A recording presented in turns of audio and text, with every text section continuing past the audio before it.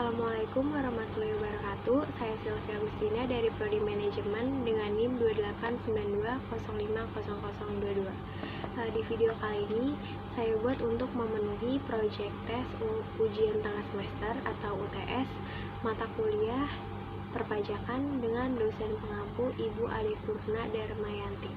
Topik yang akan saya bahas di sini yaitu permasalahan pekerjaan dan solusinya terkait dengan perpajakan.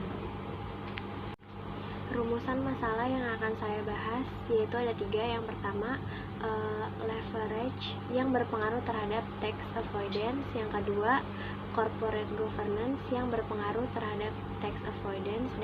Dan yang ketiga, karakter eksekutif berpengaruh terhadap tax avoidance.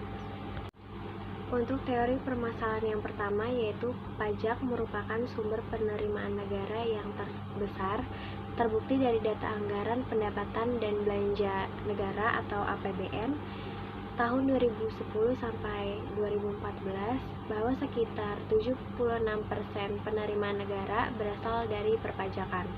Pemerintah menggunakan pajak untuk melaksanakan pembangunan nasional dalam rangka mencapai kesejahteraan umum di berbagai sektor kehidupan. Oleh karena itu, pemerintah akan berupaya agar penerimaan pajak dapat terrealisasi sesuai dengan APBN. Bagi perusahaan, pajak merupakan beban yang akan mengurangi laba bersih, sehingga perusahaan berupaya agar pembayaran pajaknya seminimal mungkin. Upaya perusahaan untuk meminimalkan beban pajaknya disebut dengan peraturan perpajakan atau penghindaran pajak, yaitu tax avoidance. Sedangkan tax planning yang dilakukan secara ilegal dan bertentangan dengan peraturan perpajakan disebut dengan penggelapan pajak atau tax evasion. Menurut Pohan, di sini Pohan menjelaskan tentang tax avoidance sebagai salah satu upaya perlawanan pajak aktif, yaitu semua usaha dan perbuatan yang secara langsung ditujukan kepada fiskus dan bertujuan untuk menghindari pajak. Metode dan teknik yang digunakan adalah memanfaatkan kelemahan-kelemahan atau gray area yang memperkecil jumlah pajak yang terutang. Besarnya tax avoidance dapat dilihat dari perbandingan antara kas yang dikeluarkan untuk biaya pajak dengan laba sebelum pajak. Pemerintah Indonesia telah membuat berbagai peraturan untuk mencegah adanya tindakan tax avoidance. Salah satu peraturan tersebut adalah Peraturan Direktorat Jenderal Pajak Nomor Peraturan 43 Perpajakan tahun 2010 yang menjelaskan mengenai transfer pricing, yaitu tentang penerapan prinsip kewajaran dan kelaziman usaha dalam transaksi antara wajib pajak dengan pihak yang memiliki hubungan istimewa. Brigham dan Houston menjelaskan bahwa perusahaan membutuhkan modal untuk dapat tumbuh dan membiayai aktivitas operasinya. Modal tersebut dapat diperoleh dalam bentuk utang atau ekuitas. Pendanaan yang bersumber dari utang memiliki keunggulan, yaitu bunga yang dibayarkan atas utang dapat menjadi pengurangan pajak. Sementara dividen yang dibayarkan atas saham bukan pengurangan pajak.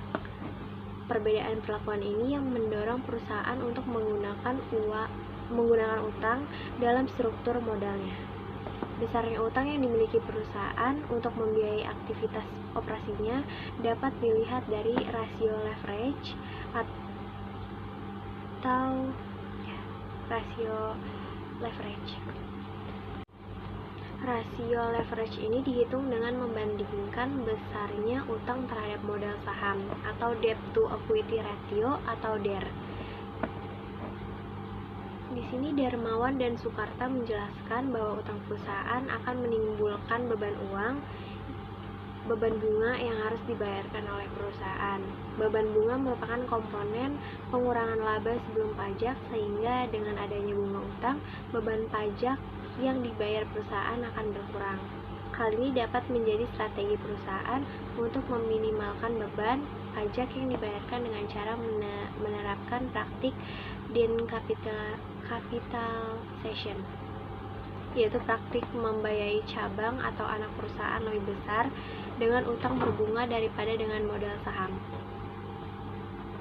untuk mencegah adanya penghindaran pajak tersebut, Undang-Undang Nomor 36 Tahun 2008, Pasal 6 Ayat 1 huruf A dan Pasal 18 Ayat 1 dan 3 mengatur bahwa beban bunga yang dapat digunakan sebagai pengurang laba kena pajak adalah beban bunga yang timbul dari pinjaman pihak ketiga atau kreditur yang tidak memiliki hubungan istimewa dengan perusahaan dan besarnya perbandingan utang terhadap modal tersebut diatur dalam Peraturan Menteri Keuangan Nomor 169